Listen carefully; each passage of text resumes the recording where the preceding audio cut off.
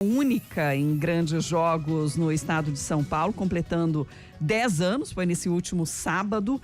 Ela foi recomendada pelo Ministério Público, acatada pela Secretaria de Segurança Pública, após um caso de briga generalizada entre torcedores de Palmeiras e Corinthians, que terminou com uma vítima fatal na capital. Como reflexão sobre esses 10 anos com os portões da torcida visitante fechados em grandes jogos, a CBN Campinas produziu uma série de reportagens para compreender a efetividade da medida e questionar se algum dia será possível o retorno de duas cores às arquibancadas dos grandes clássicos. E neste primeiro episódio a gente volta a 2016, ao clássico que mudou tudo, as decisões do Ministério Público e as consequências que moldaram uma década do futebol paulista.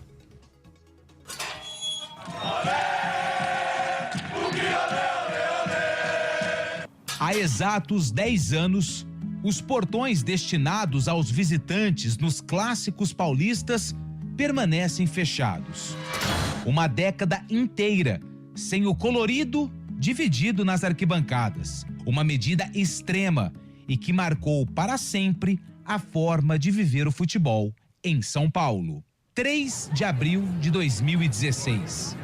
Domingo, Palmeiras e Corinthians no Pacaembu. Mas as cenas que mudariam a história do futebol paulista não aconteceram no estádio.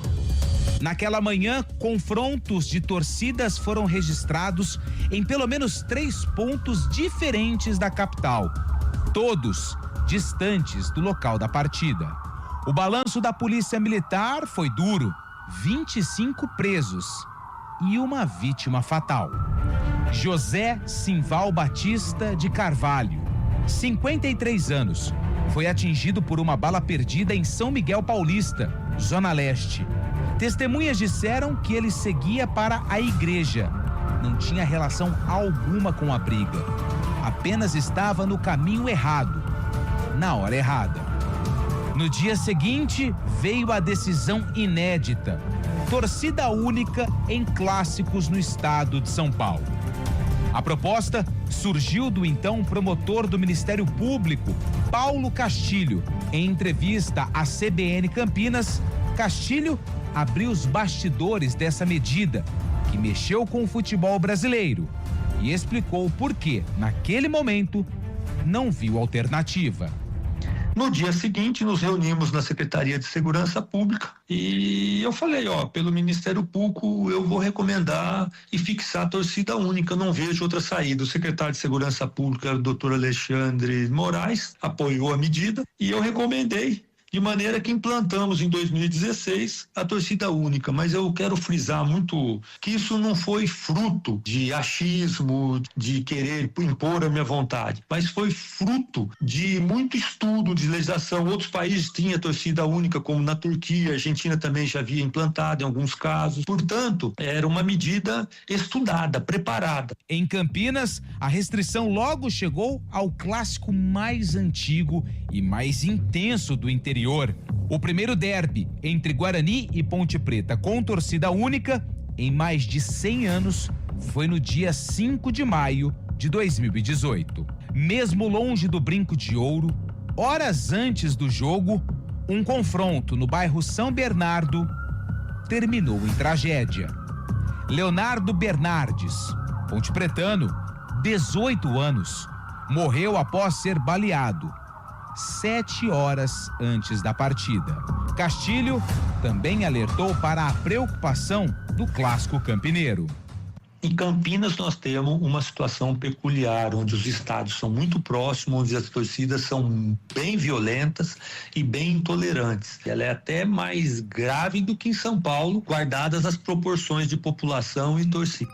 De lá pra cá, todos os clássicos paulistas seguem com torcida única. Será que nunca mais veremos os estádios divididos? Paulo Castilho acredita que existe sim um horizonte possível.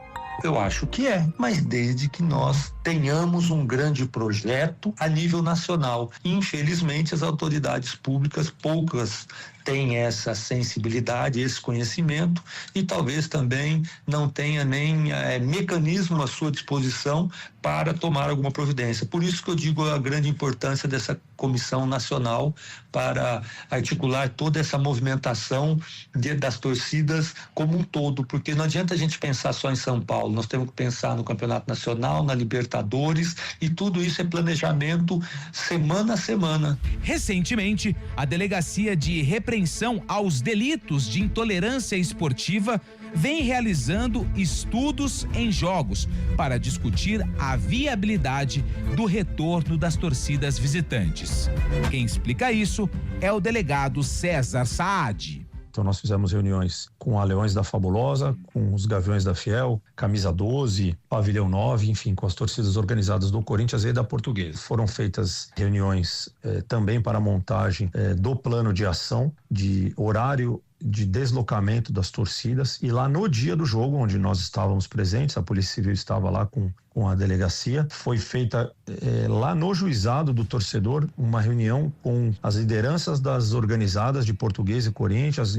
Foi ali talvez que tenha sido dado um pontapé inicial para que a gente voltasse com esse diálogo. No próximo episódio, vamos mergulhar no universo das torcidas de Campinas. A cultura, as gerações, as histórias de quem vive a arquibancada e de quem encara, ao mesmo tempo, o amor ao clube e ao medo da violência. Com produção e colaboração de Daniel Rosa, de Campinas, Antônio Lupi.